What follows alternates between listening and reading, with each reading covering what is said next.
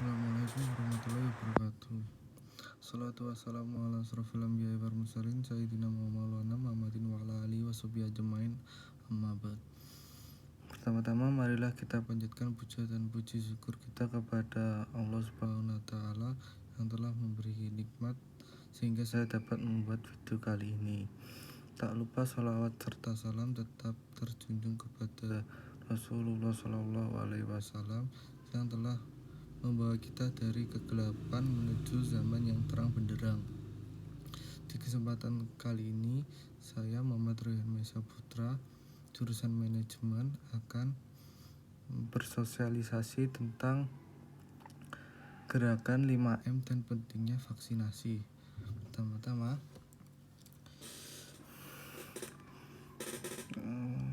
gerakan 5M COVID-19. Hari demi hari yang kita lalui terasa kian semakin cepat. Angka kematian penduduk pun juga semakin bertambah. Suasana sangat terasa berbeda.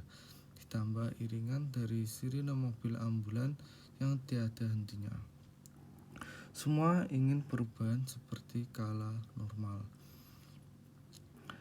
Namun demikian tidak ada usaha yang tercipta. Jika ingin memulai perubahan, ada kalanya kita memulai dengan suatu hal yang kecil. Setiap usaha yang kita lakukan tidak akan sia-sia dan pastinya akan bertambah baik, itu besar maupun kecil. Jikalau memang keinginan terwujud, kita satukan niat kita kembali, yaitu perangi COVID-19 dengan cara tetap patuhi prokes gerakan 5M. Gerakan 5M adalah modal awal kita untuk bangkit dari kesengsaraan ini. Dengan gerakan ini butuh niat yang tulus untuk terrealisasikan dan bukan hanya angan-angan semata. Dengan demikian, pandemi COVID-19 bisa terkendali. Semoga bisa segera usai.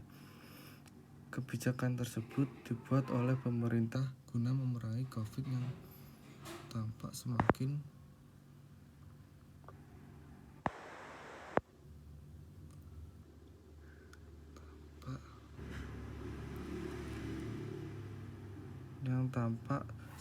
ganas dari hari ke hari.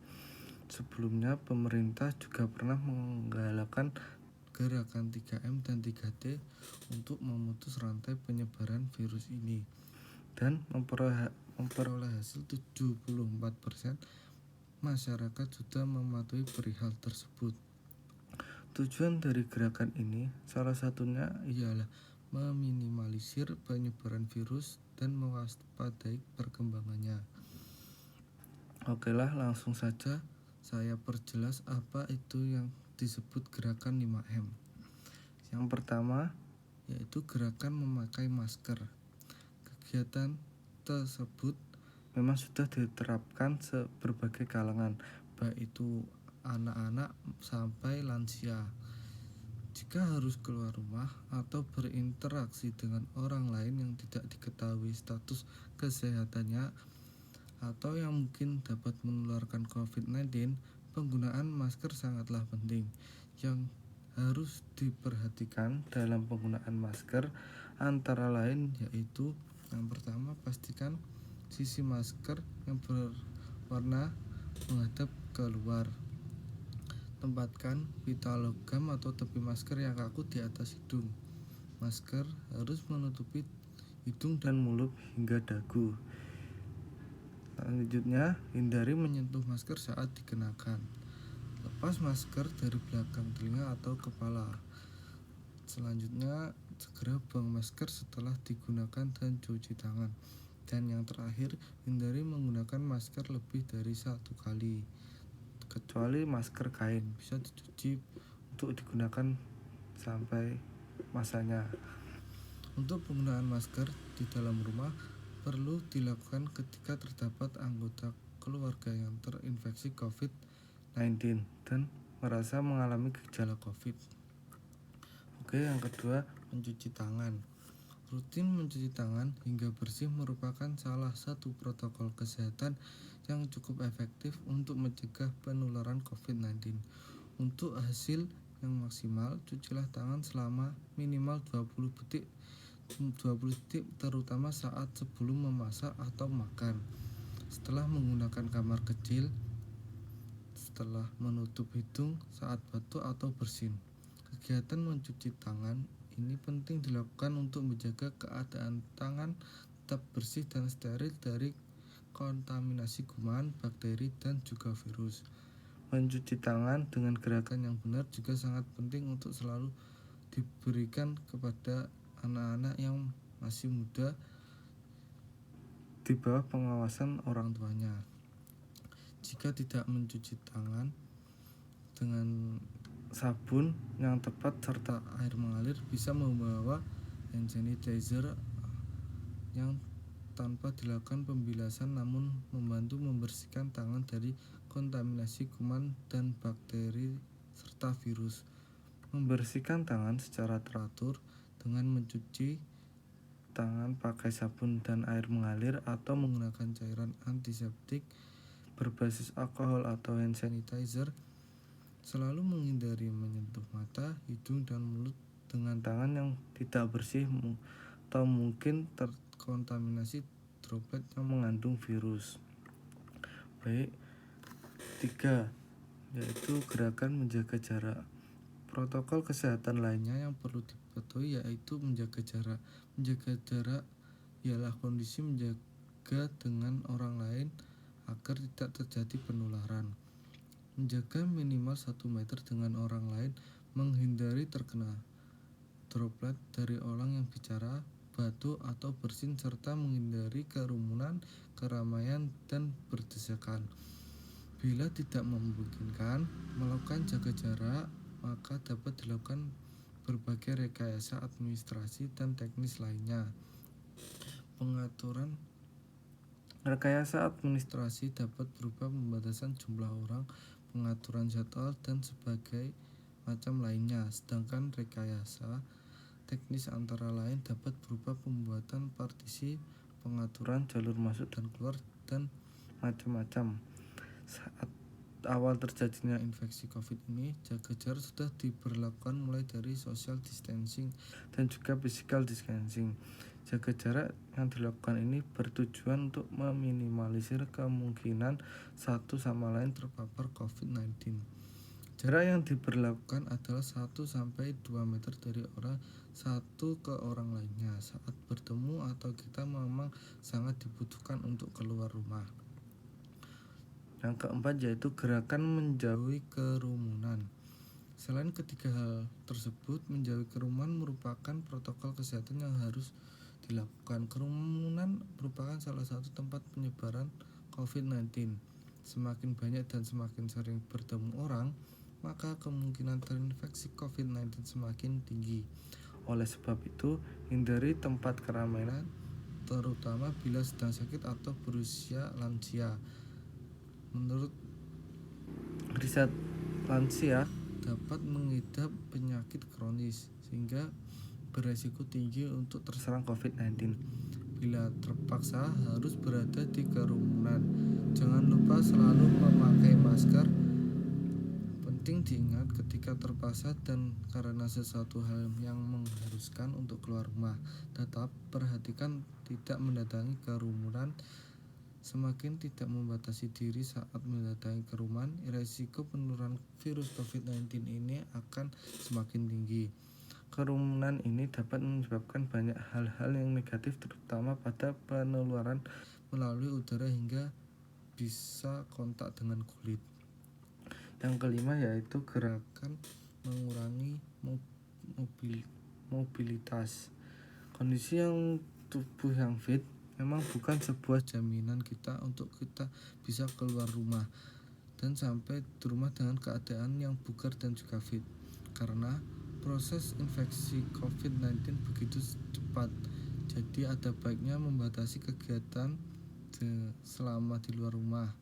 Semua sangat wajib untuk diikuti karena resiko penularan COVID-19 sudah semakin banyak. Tetap selalu waspada dengan gejala-gejala yang ditimbulkan seperti hilangnya indera penciuman, badan terasa lemas, demam, flu atau batuk kering, dan juga rasa tidak nyaman pada tenggorokan. Virus corona penyebab COVID-19 bisa berada di mana saja. Jadi, semakin banyak menghabiskan waktu di luar rumah, maka semakin tinggi pula kemungkinan terpapar virus ini. Oleh sebab itulah, apabila tidak ada keperluan yang penting dan mendesak, diharapkan di rumah saja. Mungkin itu saja sosialisasi tentang pentingnya gerakan 5M yang harus diterapkan selama masa pandemi COVID-19 ini. Lanjut ke materi berikutnya, yaitu tentang pentingnya vaksinasi. Masyarakat memiliki peran penting dalam memutus mata rantai penularan COVID agar tidak menimbulkan sumber penularan baru-baru pada tempat di mana terjadinya pergerakan orang. Sembuh dari COVID ternyata bukan jaminan kita untuk akan terinfeksi ulang penyakit yang menyerang saluran pernafasan ini. Meski vaksin COVID-19 telah ditemukan, namun jumlah pasien terinfeksi masih terus bertambah. Bahkan ada beberapa laporan bahwa mereka yang telah dinyatakan sembuh dari COVID-19 bisa mengalami infeksi.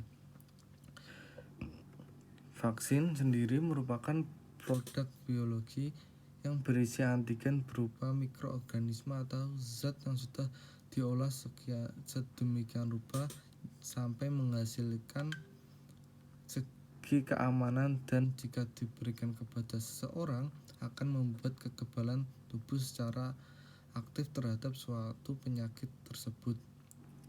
Pemerintah terus mengupayakan pelaksanaan suntik vaksin COVID-19 untuk seluruh masyarakat Indonesia mulai awal dari tahun 2001 hingga saat ini. Vaksin COVID telah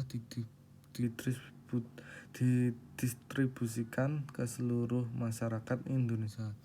Pemberian vaksin ini merupakan salah satu solusi yang dianggap paling tepat untuk mengurangi dan memutus rantai penularan COVID-19. Vaksinasi sendiri bertujuan untuk memberikan kekebalan spesifik terhadap suatu penyakit tertentu sehingga suatu saat terpapar penyakit tersebut maka hanya akan mengalami gejala ringan. Dalam menanggulangi pandemi COVID-19, upaya vaksinasi dilakukan tidak hanya menjadi satu-satunya upaya untuk melindungi masyarakat dari penularan COVID. Selama belum mencapai kekebalan kelompok, maka pencegahan efektif saat ini adalah mematuhi protokol kesehatan 5M seperti yang telah saya jelaskan tadi.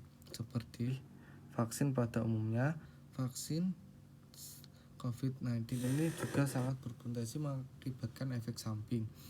Biasanya berlangsung selama kurang lebih 3 hari saja dan akan hilang sendirinya.